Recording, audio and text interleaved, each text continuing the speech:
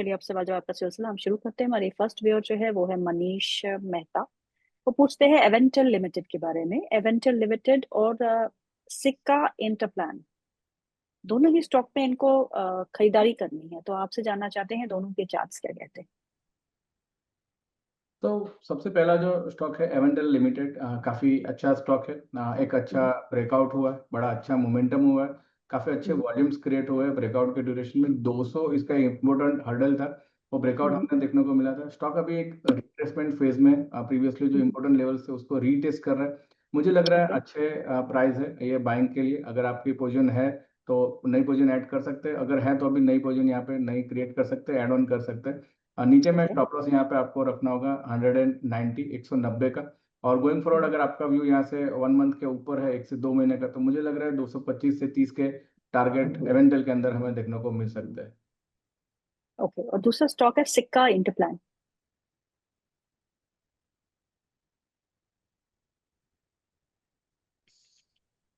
SIKAINTERPLANT, सिक्का इंटरप्लान।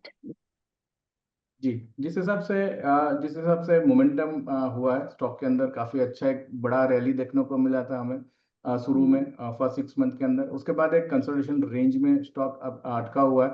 और जिस हम्म, हिसाब से अभी देख रहे हैं हम, 1350 के पास एक इम्पोर्टेंट हर्डल फेस कर रहे हैं। तो हम्म, 1350 के ब्रेकआउट का मुझे लग रहा है वेट करना चाहिए, उसके बाद नई हम्म, पोजीशन हम क्रिएट कर सकते हैं। मुझे लग रहा है हम्म, उसके अंदर ऊपर में 1600, 1650 के टारगेट हमें एक देखने को मिल सकते हैं। तो 1350 के ब्रेकआउट के लिए कंडीशनल बाय का इसमें एडवाइस रहेगा। ओके। अगला सवाल जो है वो पिनाकिन का है। वो पूछते हैं एलटी फूड्स के बारे में। Can we buy LT Foods at current levels. और एलटी फूड्स आज 390 के भाव पे कामकाज कर रहा है। 2% के आसपास की गिरावट देखने को मिल रही है और पिछले एक महीने में भी इसका प्रदर्शन कुछ खास नहीं रहा है। एलटी फूड्स पे क्या करना चाहिए। जी, नज़रिया पे डिपेंड करता है। अगर आप जिस हिसाब से स्टॉक में मोमेंटम है, अगर आप प्लान कर रहे हो यहाँ से शॉर्ट टर्म के लिए, तो मुझे लग रहा है कि स्टॉक में काफ़ी अच्छी बिक वाली हो चुकी है।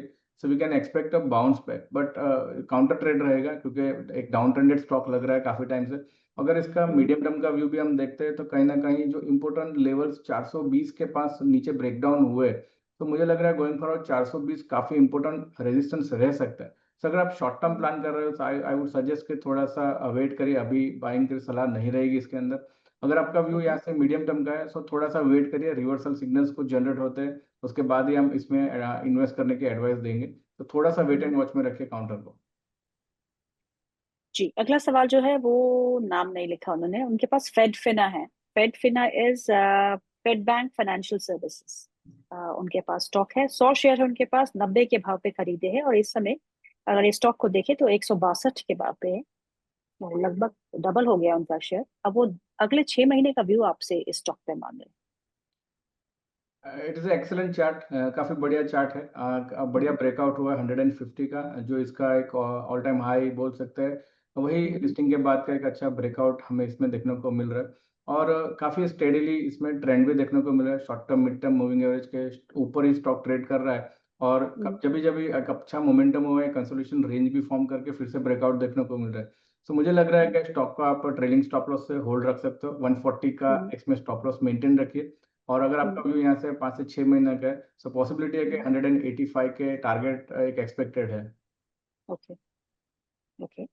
अगला सवाल जो है वो है इफ्तिकार उल्ला का। वो पूछते हैं whether it's I want to know whether to hold और बुक लॉस इन हुडको। हुडको उन्होंने कुछ नहीं लिखा कितने के भाव पे खरीदा है, क्या खरीदा है, लेकिन हुडको अगर देखें तो पिछले एक महीने में तो ऊपर ही था, लेकिन पिछले कुछ एक हफ्ते में डाउन ट्रेंड में ही ये स्टॉक देखने को मिल रहा है। वो आपसे पूछते हैं कि उन्हें लॉस हो रहा है इसमें, क्या उनको लॉस बुक करके निकल जाए या फिर होल्ड रखें।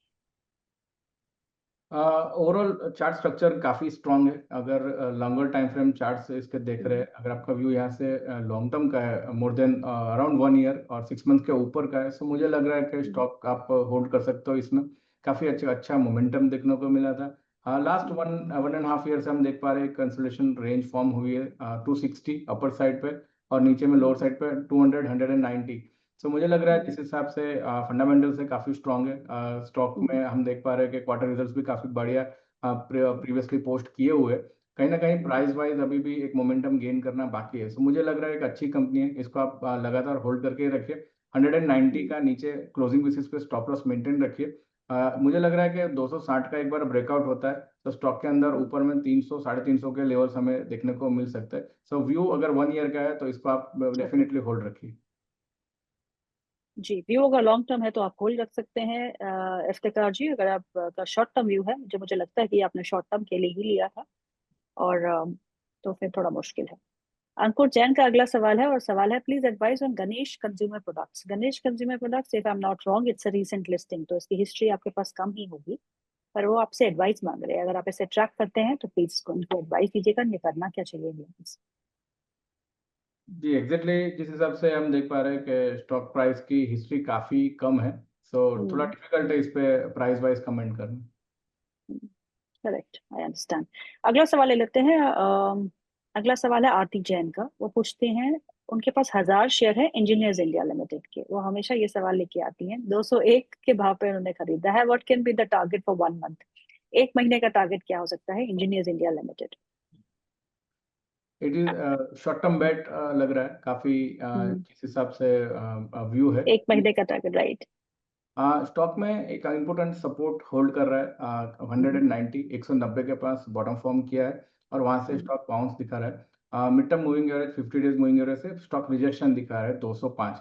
सो आई वुड सजेस्ट कि 205 का ब्रेकआउट के लिए थोड़ा सा वेट करिए, मुझे लग रहा है वो ब्रेकआउट जल्दी ही देखने को मिलेगा। सो अगर 205 का ब्रेकआउट कर रहा है स्टॉक तो मुझे लग रहा है ऊपर में 230 तक के टारगेट हमें देखने को मिल सकते हैं। तो शॉर्ट टर्म के अंदर ओके। 230 का एक एक्सपेक्टेड लेवल है after a breakout of 205।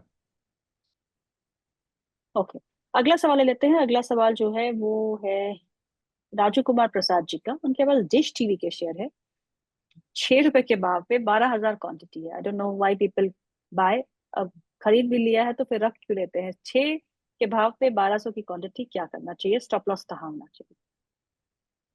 One of the under performer sector रहा है, मीडिया सेक्टर कुछ हम्म। खास परफॉर्म नहीं कर पाया लास्ट। इवन जो रिवर्सल हुआ इंडेक्स के अंदर वहां पे भी हम्म। हम देख रहे हैं कि मीडिया सेक्टर में जिस हिसाब से मोमेंटम हम एक्सपेक्ट कर रहे थे वैसा नहीं हुआ है। And one of the under performer stock रहा है मीडिया सेक्टर के अंदर डिश टीवी। हम्म। मुझे हम्म। लग रहा है कि ट्रेडिंग के परस्पेक्टिव से बड़ी एक क्वांटिटी से ट्रेड लिया गया है और एवरेज आउट भी किया गया होगा ऐसा लग रहा है। मगर जिस हम्म। हिसाब से स्टॉक में मोमेंटम है मुझे नहीं लग रहा है कि कोई बड़ी तेजी अभी देखने को मिले इसके अंदर। अगर आप हम्म। वेट कर रहे हो तो 5 रुपए एक इंपॉर्टेंट लेवल है 5.0, उसके अगर ब्रेकआउट हम्म। होता है तो शॉर्ट टर्म में एक अच्छा मोमेंटम हमें देखने को मिल सकता है 5.50 5.90 हम्म। तक। इसमें जो हम्म। इंपॉर्टेंट लो फॉर्म हुआ है आई थिंक अराउंड 4.80 एक इंपॉर्टेंट ओके। लेवल है, यहाँ पे अभी हम ट्रेड कर रहे हैं।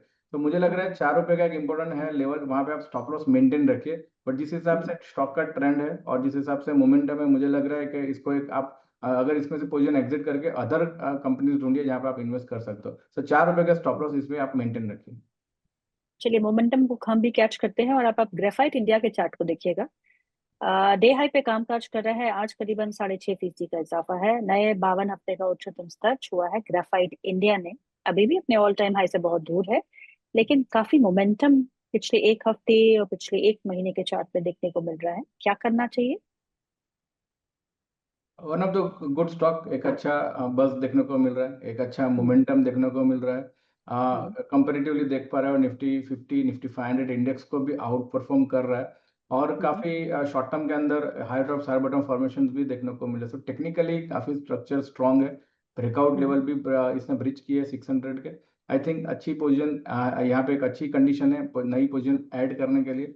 50% हम्म। पोजीशन अभी ऐड करिए और कोई रिट्रेसमेंट दिखता है 600 के नीचे वहां पे रिमेनिंग 50% पोजीशन ऐड कर सकते हैं। यहाँ पे लेवल हम्म। आपको ध्यान रखना है 580। तो 600 टू हम्म। 580 के अंदर अनदर पोजीशन ऐड कर सकते हैं। मुझे लग रहा है कि स्टॉक में 550 के स्टॉप लॉस से आप पोजीशन होल्ड करिए। प्रीवियसली जो इसका हाई बनाया था 709 710 के पास, वो टारगेट इसमें हम आते हुए देखने को मिल सकते हैं। एक और स्टॉक जो मोमेंटम मैं कैच कर रही हूँ, अभी तो मैं सवाल पड़े हुए हैं, लेकिन ये मोमेंटम जो है ये, क्योंकि काफी अच्छा मूव है, तो ITI 12%, 13% का इजाफा इस स्टॉक में है। 365 के आसपास का लेवल है। टूटा भी बहुत था। अगर हम पिछले एक साल में देखें तो इसका हाई करीबन 500 के पास था, वहां से लगभग आधा भी हो गया था। अब एक बार रिकवरी देखने को मिल रही है। सस्टेनेबल और नॉट? टेक्निकली काफी स्ट्रक्चर स्ट्रांग है। चार्ट हम्म। स्ट्रक्चर 330 का एक इम्पोर्टेंट रेंज ब्रेक हुआ है। आज गैप अप ओपनिंग हुआ था और काफी बड़ा अच्छा मोमेंटम हुआ है, गुड वॉल्यूम्स बिल्ट हुए। मोमेंटम इंडिकेटर भी स्ट्रांगली बाइंग सिग्नल ही दे रहे। रिसेंटली अप्रोच कर रहा है प्रीवियसली जो इंपॉर्टेंट हाई फॉर्म हुए थे अराउंड 370 375। सो वही लेवल्स के पास आज के हाई पोस्ट हुए, तो एग्जैक्टली रेजिस्टेंस के काफी नजदीक है हम। एंड फंडामेंटली भी अगर देखते हैं तो स्टॉक में प्रॉफिटेबल कंपनी तो है, मगर ऑल टाइम हाई प्रॉफिट्स तो अभी मेंटेन नहीं कर पा रही। सो मुझे लग रहा है थोड़ा सा वेट करना चाहिए। जिस हिसाब से ब्रेकआउट हुआ है, एक रिट्रेसमेंट दिखाता है 350 345 के पास। So this is the good level to enter for short term. मुझे लग रहा है कि एक बार थोड़ा सा रिट्रेसमेंट के लिए वेट किया जाए इसमें।